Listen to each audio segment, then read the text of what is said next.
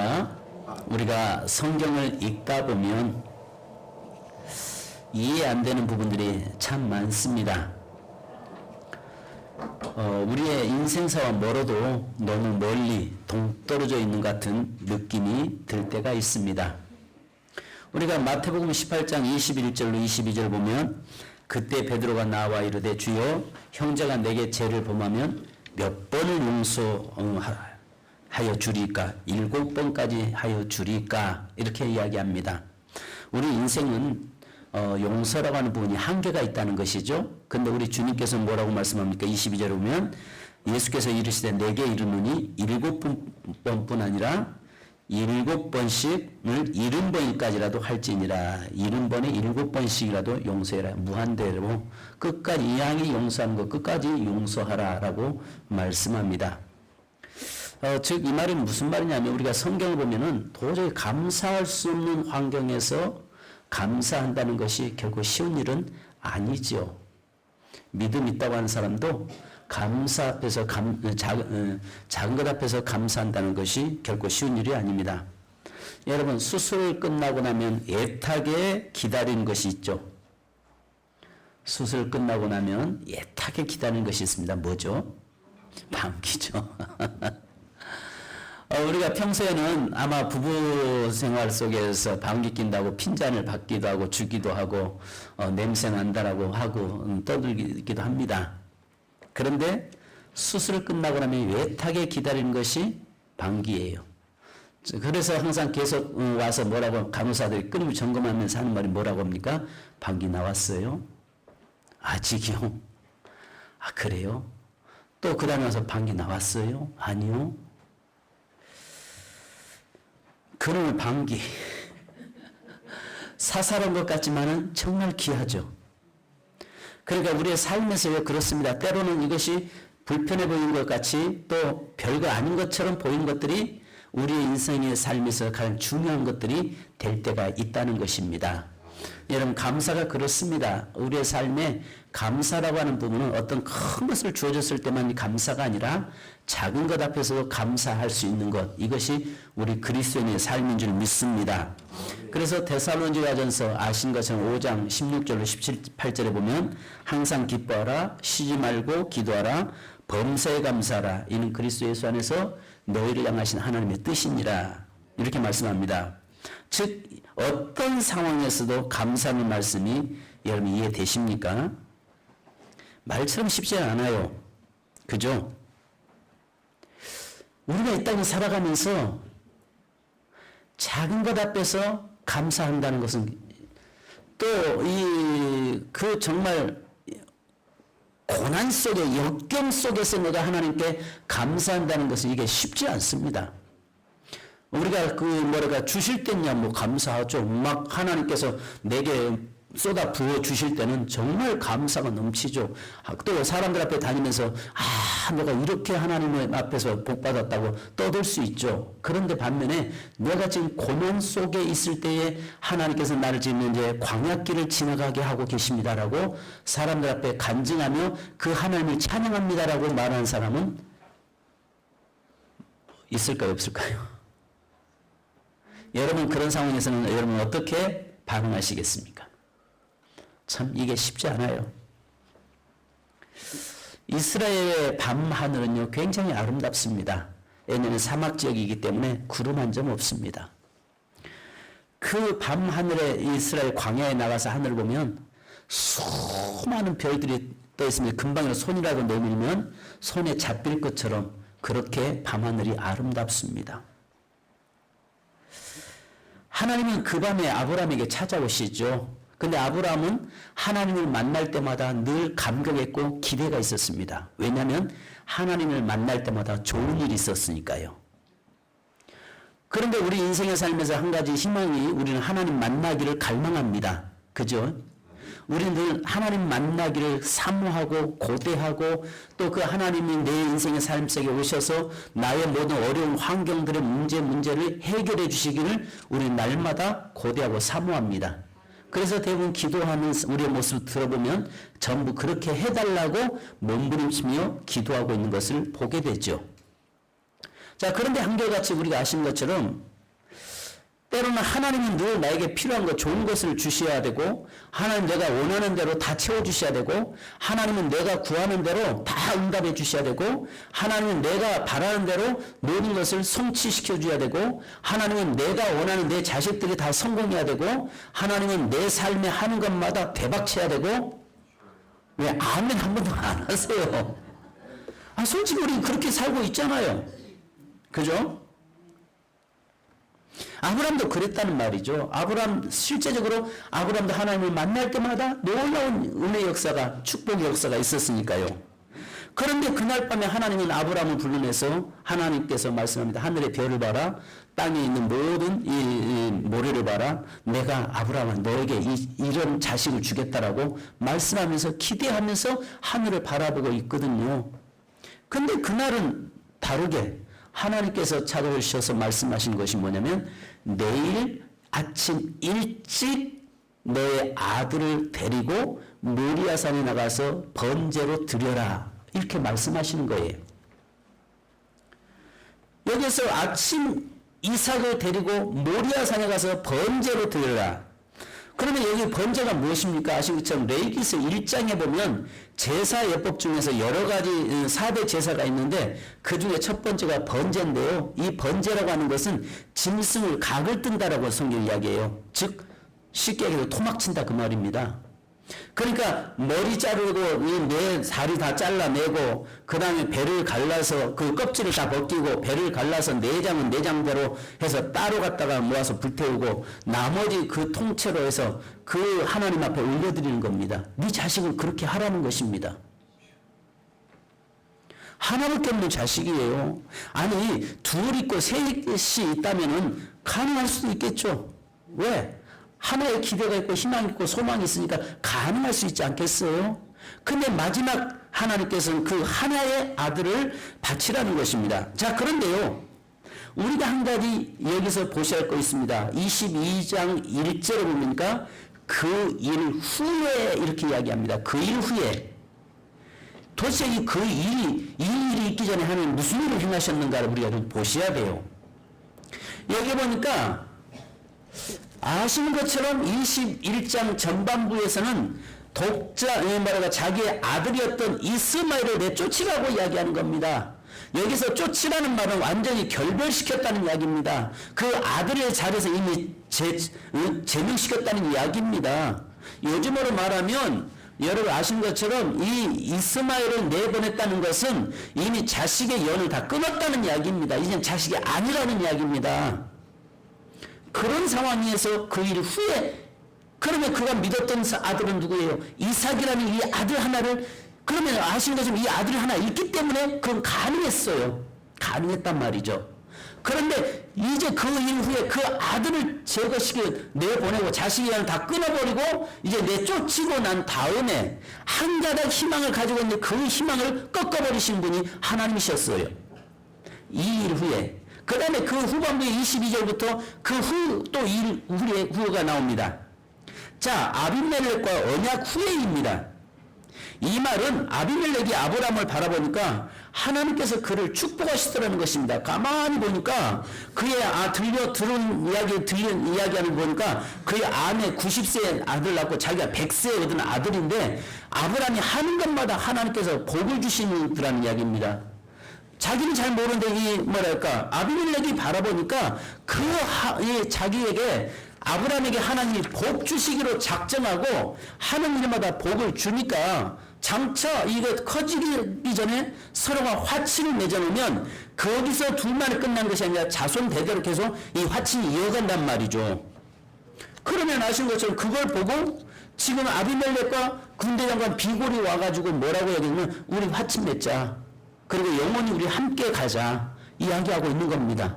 그 말은 아브라함에게 희망이 있었다는 이야기입니다.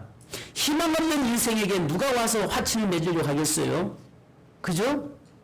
그 자식 없고 그 아브라함 노년에 그 인생 끝나버린 인생이라면 누가 와가지고 그에게 화친을 맺고 함께 가자라고 이야기하겠습니까?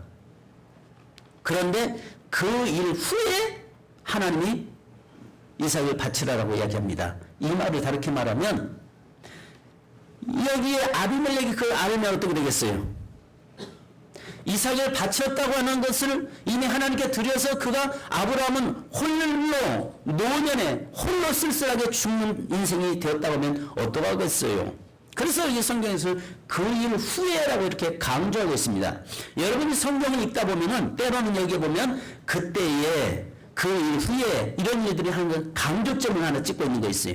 그랬을 때 그것만 보고 넘어갈 것이 아니라 앞에서 도대체 무슨 일이 있었는가 이것을 우리가 볼 필요가 있다는 이야기입니다. 때로는 우리의 삶에서 하나님께서는 이렇게 철저하게 우리를 내려뜨리고 우리를 낮추실 때가 있다는 사실을 여러분 아시기 바랍니다. 또 창세기 12장 2절에 보니까 분명히 하나님 뭐라고 합니까? 너로 큰 민족을 이루고 내게 복을 주어 내 이름을 창대케 하리니 복이 될지라라고 창세기 12장에 그 약속을 붙잡고 불러왔잖아요. 그런데 이미 이삭을 바쳐버린다는 말은 뭐 한다는 거예요? 결국 그 모든 것을 다 파괴시켜버렸다는 이야기고 이미 아브라함을 버렸다는 이야기일 수 있지 않겠어요? 창세기 15장 5절에 보면 그를 이끌고 밖으로 나가 이르시되 하늘을 우러 무뼈를 셀 수 있나 보라. 또 그에게 이르시되 내 자손이 이와 같으리라 이렇게 말씀합니다. 자, 또 아신 것처럼 하나님의 음성을 잘못 들었으면 만약에 어떡하죠? 아브라함의 나이가 이때가 아신 것처럼 우리는 흔히 이런 생각을 합니다. 이삭의 나이가 한 17살 정도 됐을 것이다. 이렇게 생각을 하고 그러면 아브라함이 117살 좀 되잖아요. 근데 이때가요. 이 이삭의 나이가 30살이 훨씬 넘은 나이예요. 30살이 넘은 나이라고요.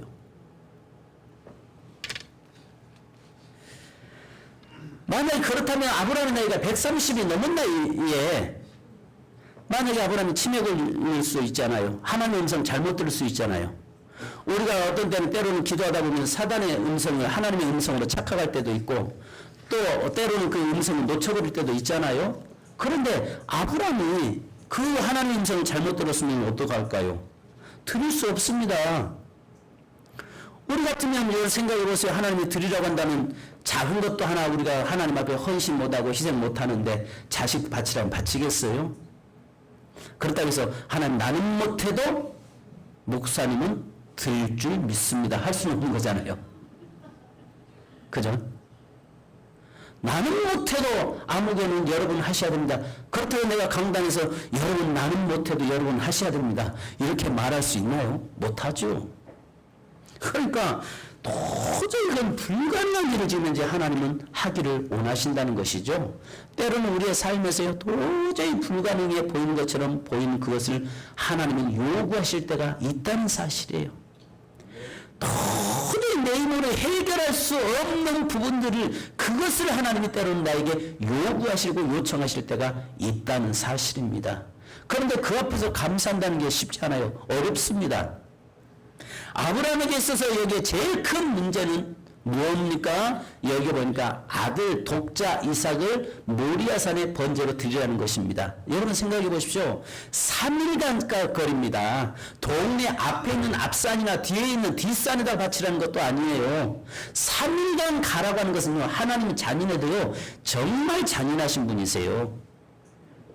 당장 어제 하나님이 내게 은혜 주셔서 감동받아서 그 아들을 데리고 가서 앞산에 가서 그냥 번제로 바쳐버리고 와서 나중에 통곡할 망정 그럴 수는 있어요.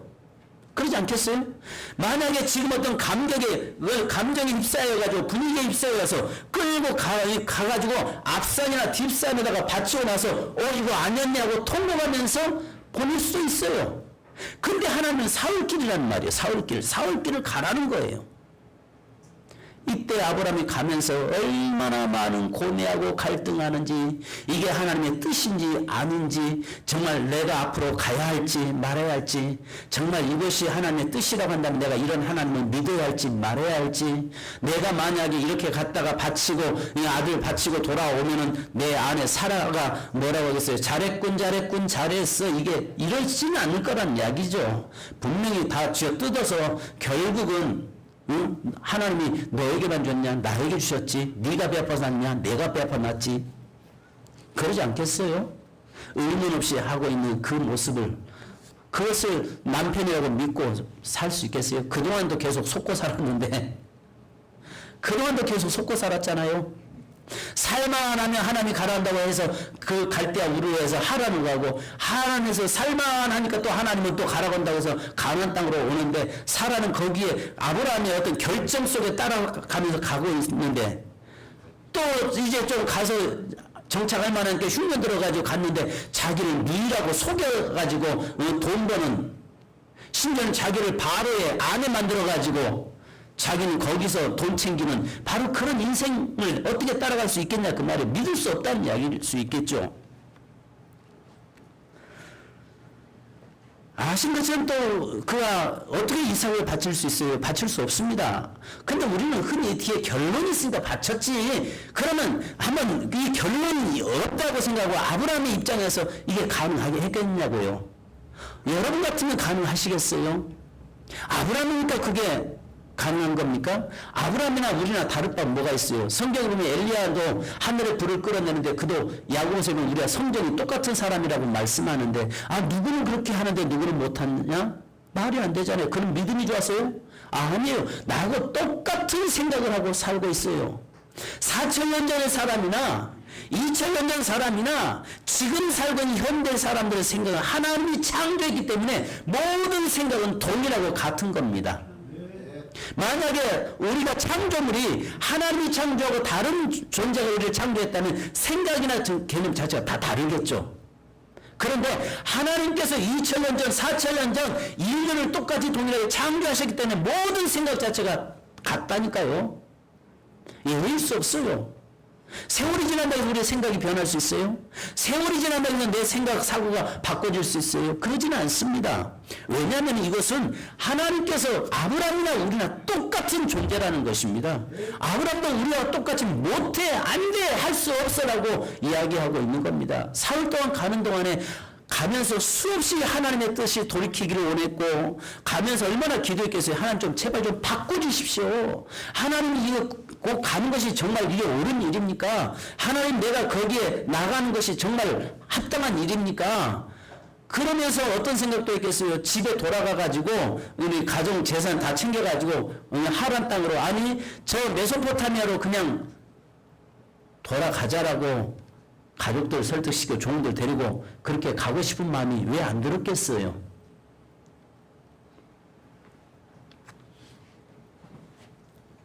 하나님께서 복의 근원 삼아주시겠다고 해서 그 말씀 한마디 붙잡고 왔는데 이제 와서 마지막 하나 아신 것처럼 아브라함이요 그 복의 근원 삼겠다고 그 말씀 하나 붙잡고 왔는데 아브라함이 가진 재산이 뭐였어요? 하늘의 별같이 바닷가에 모래같이 많은 자손 주겠다고 말씀했는데 겨우 이삭 하나잖아요. 아들은요.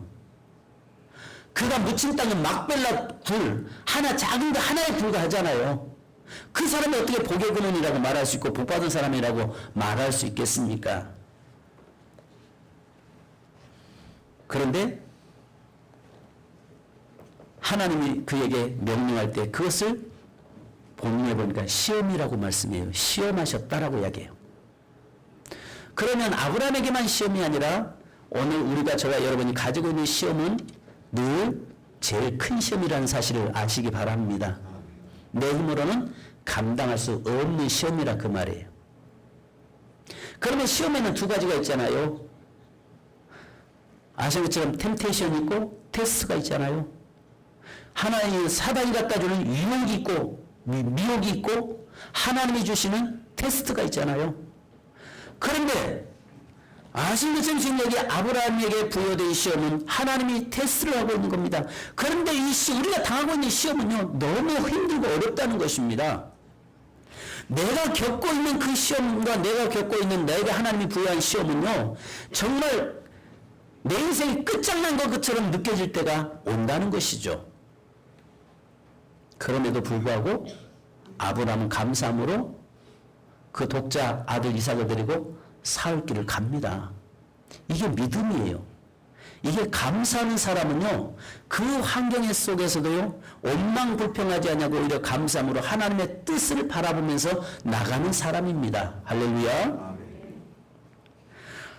우리가 히브리서 11장에 보면 11장 14절 16절에 보면 아브라함은 더 나은 본향을 바라보고 갈 수 있었음에도 불구하고 자기의 고향으로 돌아갈 수 있었음에도 불구하고 더 나은 본향을 사모하면서 바로 그는 그 자기에게 맡긴 사명을 감당했다라고 이야기합니다. 인간 같아서 얼마든지 자기의 고향, 본향으로 돌아가 버릴 수 있었습니다.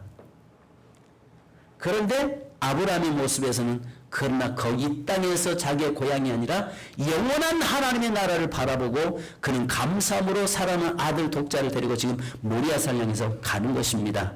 재밌는 것은요, 이때 아브라함이 병이 생겼다는 거 아니겠어요? 여러분 생각해 보세요.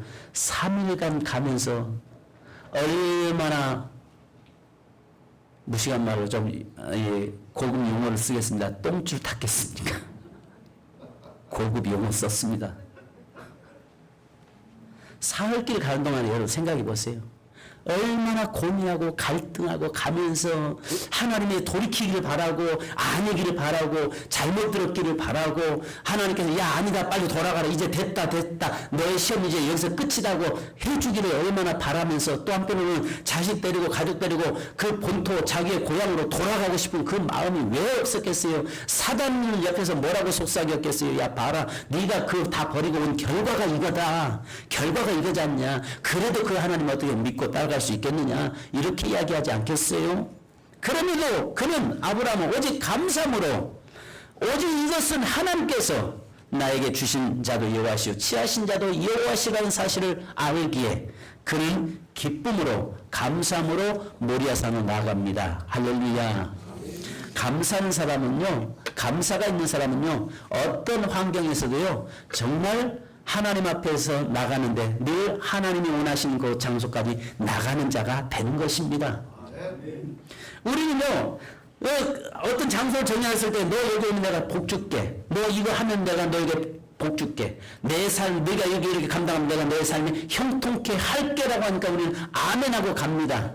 근데 너 여기 오면 십자가 지는 거야, 너 여기 오면 너는 죽는 거야, 너 여기 오면 네 인생이 끝나는 거야, 아멘 할렐루야, 그 자리까지 가는 것이 그리스도인이에요. 아멘 한 사람도 안 했어요. 한 사람 딱 아멘 했어요. 성도 여러분,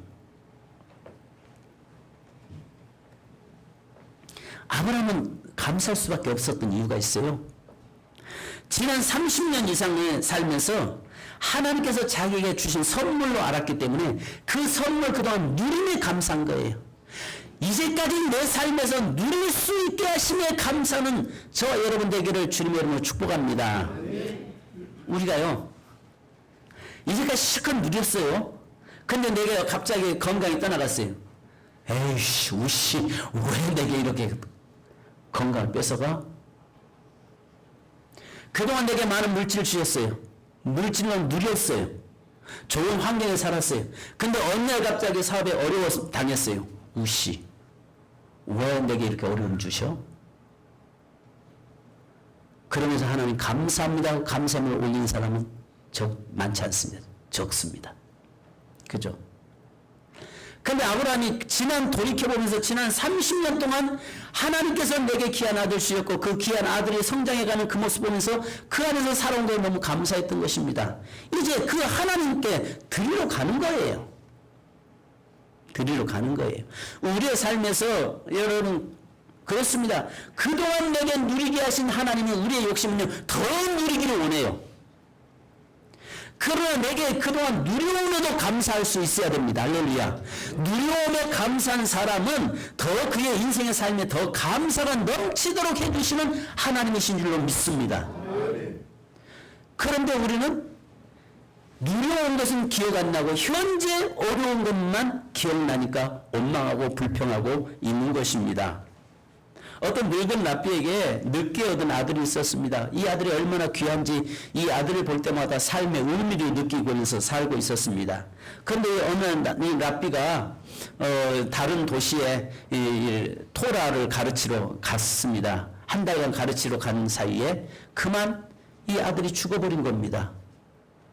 이제 마치고 돌아오는 그것을 보면서 자기 아내가 이 남편에게 실망하고 낙심을 할 건데 어떻게 이야기를 해야 될지 몰라서 고민하다가 그가 이렇게 남편이 돌아왔을 때 이야기합니다. 어떤 사람이 17년 전에 나에게 뭘 보물을 하나 맡겨놓고 갔는데 나는 그 보물이 너무 욕심이 났습니다. 그 보물이 너무 욕심이 나서 이 보물을 가져오는데 날마다 그걸 볼 때마다 기뻤고 얼마나 행복했는지 모릅니다. 근데 17년이라는 세월이 지나면서 그것이 만약 내 것으로 착각하고 내 것인 줄 알고 살았는데 어느 날 갑자기 그 보물 주인이 나에게 와가지고 그 보물을 내놓으라고 하는 겁니다. 여보, 당신 같으면 이건 내 거라고 우겨야 되겠어요? 아니면 돌려줘야 되겠어요? 이야기하니까 그 남편이 돌려줘야지 당연히. 그동안 17년 동안 가지고 있었던 것만도 기쁨 준 것만으로 감사해야 되지 않겠어? 이야기하니까 남편이 아내가 하는 말이 여보 맞아요. 그 주인, 내게 소중한 보물을 맡겨줬던 그 주인이 하나님이 그 보물을 다시 찾아가셨어요. 그럴 때 남편이 앉아가지고 우리 하나님께 감사합시다. 우리는 욕심 같으면 어떤 생각 들어요? 하나님 조금만 더 놔두시면 안 되겠습니까? 생각하는데 이미 주인이 찾아갔는데 할 말이 없는 거 아니겠어요? 그래서 우리가 여기에 보면 욥기서 22장 24절 25절은 내 보화를 티끌로 여기고 오빌의 금을 계곡의 돌로 여기라. 그리하면 젖는 자가 내 보화가 되시며 내게 고귀한 은이 되시리니 이렇게 말씀합니다. 너희가 붙잡고 있는 것을 버리면 네가 붙잡고 있는 것을 내려놓으면 하나님께서 너에게 더 채워주시겠다고 말씀하시는 거예요. 우리의 삶에 내가 붙잡고 있는 거 이것만은 안 된다라고 하고 있는 그것을 하나님은 내려놓기 원하세요. 그때 하나님은 또 우리에게 더 감사가 넘치도록 만들어주시는 하나님이시라는 사실을 믿으시기 바랍니다. 여러분 하나님께 사랑하는 귀한 것을 드릴 수 있는 것이 감사요 은혜입니다. 이 아브라함은요 자기를 통해서 자기의 가장 귀한 것을 하나님께 드릴 수 있다는 것이 은혜였습니다. 성도 여러분, 내가 제약의 도구로 쓰임받지 않는 것이 은혜고 내가 하나님 앞에 선한 도구로 쓰임받는 것이 은혜고 또 내가 이단에 빠지지 않는 것이 은혜고 또 물질을 허비하지 않고 영혼 멸망받지 않음이 우리의 삶이 얼마나 감사한지 모릅니다. 사랑하는 여러분, 하나님은 아브라함의 재물 이삭을 여기에 보면 놀라운 것이 있습니다. 사흘간 가는 그 길이요 아브라함의 십자가의 길이었습니다. 사흘길이 정말 아브라함의 그 고난의 길이었습니다. 아멘. 그런데 놀라운 것은 포기하지 않고 감사함으로 그 길을 가니까 바로 그곳이 여러분 모리아산에 하나님은 미리서 앞서가신 길이었고 하나님은 앞서가서 거기에 어린 양을 준비해 놓으신 곳이었어요. 아멘. 갈 수 없는 가운데서도 감사함으로 나가니까 도저히 불가능한 가운데서도 감사로 나아가는 삶을 사니까 하나님께서 미리서 앞서가시면서 이삭 대신에 어린 양을 준비해 놓으신 하나님이십니다.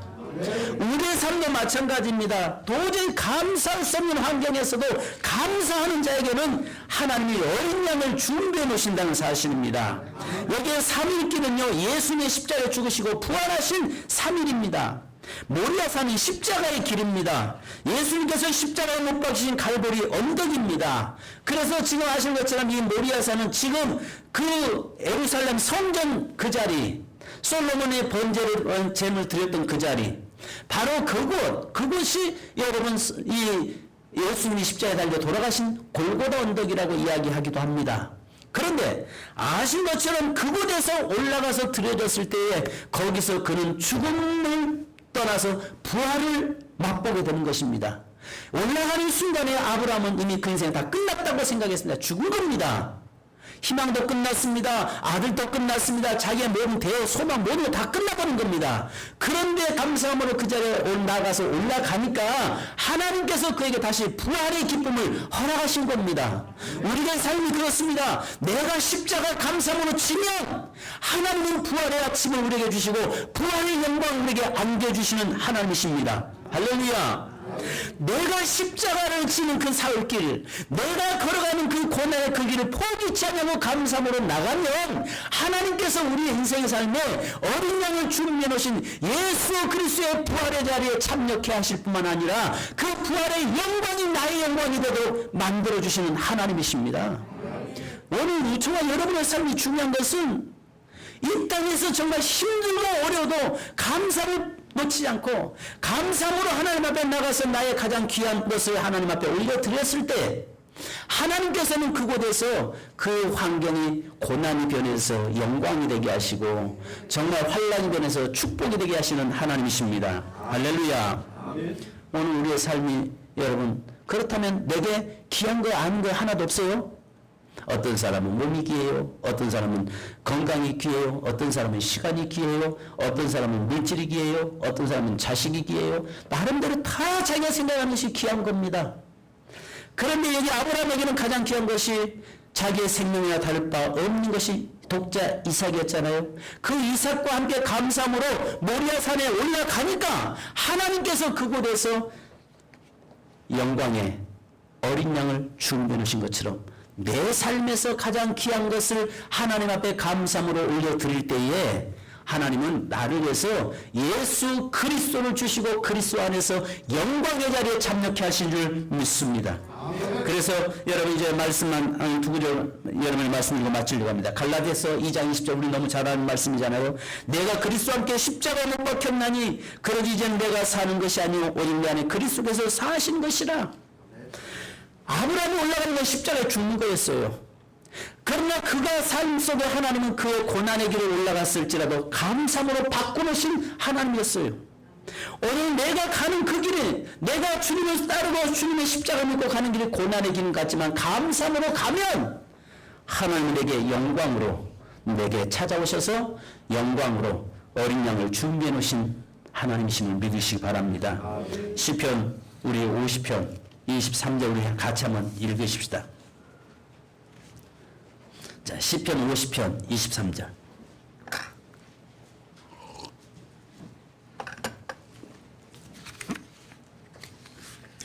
같이 시작. 감사로 제사를 드린 자가 나를 영화롭게 하나니 그의 행위를 옳게 하는 자에게 내가 하나님의 구원을 보이리라. 아멘.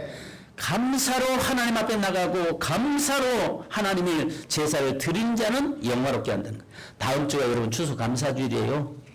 여러분에게 물질이 소중하다면 물질을 드리십시오.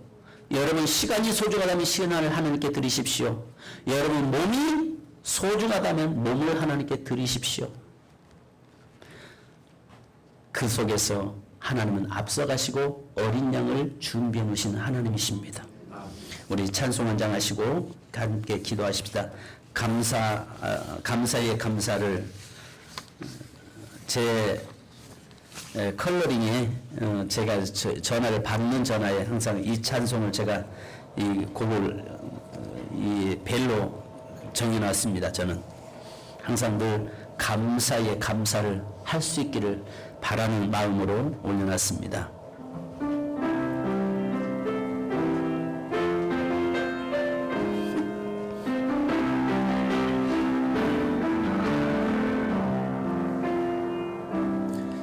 겸손히 울리는 나의 기도 간구보다 감사를 드립니다. 응답하심도 거절하심도 기다리라 하심도 그저 감사 이에 감사를 덮을 때 은혜 위에 은혜가 쌓이네 모든 일에 감사 모든 순간에 그리 아니하실지라도 감사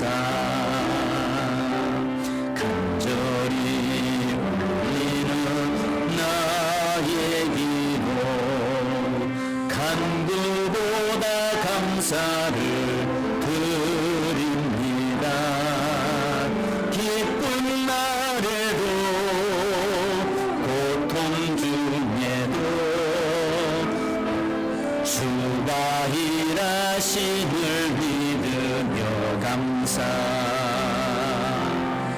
감사의 감사를 덮을 때 은혜 위에 은혜가 쌓이네. 모든 일에 감사, 모든 순간에 그리하니 하실지라도 감사. 뜻을 생각 다시 하십시다. 겸손히 올리는 나의 기도, 간구보다 감사를 드립니다. 응답하심도 거절하심도 기다리라 하심도 그저 감사. 감사히의 감사를 덮을 때 은혜 위에 은혜가 쌓이네. 모든 일에 감사, 모든 순간에 그리하니 하실지라도 감사. 간절히 올리는 나의 기도, 간구보다 감사를 드립니다. 기쁜 날에도 고통 중에도 주가 일하심을 믿으며 감사. 감사히의 감사를 덮을 때 은혜 위에 은혜가 쌓이네. 모든 일에 감사, 모든 순간에 그리하니 하실지라도 감사. 한주 부탁합니다. 여러분, 아브라함에게는 정말 인생의 최대의 시험이었고 정말 원망할 수밖에 없는 환경이었습니다. 그럼에도 불구하고 지난 30년 동안 하나님 인도해 주심에 감사해서 자기의 가장 귀한 아들을 하나님께 드릴 수 있음에 감사하여 사흘간 모리아산 언덕으로 올라갑니다. 그것은 바로 예수 그리스도의 3일 고난이었습니다. 어쩌면 아브라함에게 사흘길은 예수님이 십자가에 달려 돌아가시고 부활하신 사흘을 이야기하고 있는 것과 같은 것입니다. 그러나 그가 모리아산에 올라갔을 때 하나님은 어린 양을 준비해 놓으셨습니다. 감사함으로 우리가 그렇습니다. 내가 당하는 고난, 환난, 아픔 이런 것들이 제일 큰 내게는 고통으로 다가옵니다. 그러나 그 속에서 하나님께 감사하고 그 속에서 나의 가장 귀한 이삭을 하나님 제단에 올려드릴 때에 하나님은 미리서 앞서가셔서 어린 양을 준비해 놓으시고 우리에게 십자가의 은혜를 경험하게 하시고 부활의 은혜를 경험하게 하시는 하나님이십니다. 이 시간 우리 합심을 한번 주님, 우리 어떤 환경에서도 아브라함 같은 그런 시험 앞에서도 원망이 아니라 감사할 수 있는 저희가 되게 하옵소서. 또 하나님 나의 가장 귀한 것들을 늘 하나님 앞에 늘 감사함으로 하나님 앞에 함께 나아가 드려지게 하시고 예배재단에 올려드릴 수 있는 저희 되게 하옵소서. 기도하십시다. 할렐루야. 거룩하신 아버지 감사합니다. 우리의 모든 삶 속에 주의 은혜가 있게 하시고 하나님의 주의 축복으로 도와쓰고 인도하여 주옵소서. 아브라함에게 있어서 최대의 시험이었고 정말 최대의 아버지는 고난이었고 고통이었던 것을 봅니다. 그럼에도 불구하고 그가 사흘간을 가는 길은 예수 그리스도의 십자가에 대하여 죽으신 고난의 길이요 또 고통의 길과 다를 바 없었던 것을 봅니다. 그러나 하나님의 그곳 갔을 때에 아브라함이 독자 이삭을 드리는 순간 자기의 인생은 끝난 것이고 자기의 모든 소망은 끝난 것이고 자기의 인생은 다 무너진 걸 압니다. 그러나 하나님이여 죽을 때에 하나님께서는 다시 부활의 아침 부활의 영광의 자리에 참여케 하신 줄 믿습니다. 오늘 하나님 우리의 삶에서 어려움 속에서 감사한 자에게 부활의 아침 부활의 영광의 자리에 참여케 하며 어린 영을 준비하신 하나님이심을 보게 하여 주옵소서. 감사드리며 예수님의 이름으로 기도합니다. 하나님, 아브라함에게 있어서 최대의 시험은 독자 아들 이삭을 드리는 것이라고 말씀했사오니 하나님의 그것은 아브라함의 사흘길, 그것은 예수 그리스도의 십자가에 달려 죽으시고 부활하신 사흘의 그 고난과 다를 바 없는 줄로 압니다.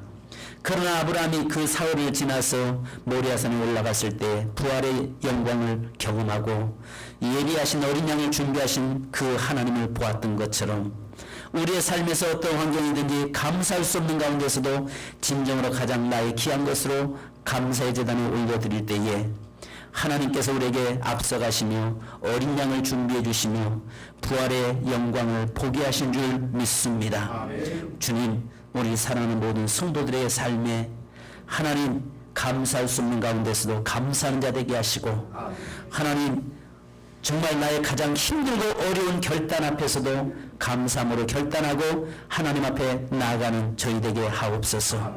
이번 추수 감사주일이 진정한 아브라함의 감사가 되게 하시고 내 삶의 감사가 되도록 역사하옵소서. 지금은 우리 주 예수 그리스도의 크신 은혜와 아버지 하나님의 무한하신 사랑하심과 성령님의 이루함주심과 교통하심이 아브라함의 감사처럼 우리의 삶의 진정한 감사의 제사를 드리며 감사의 제단에 우리의 삶을 드리기 원하는 모든 성도들과 가정과 삶에 지금부터 영원토록 함께 계실지어다. 아멘. 주님 감사합니다.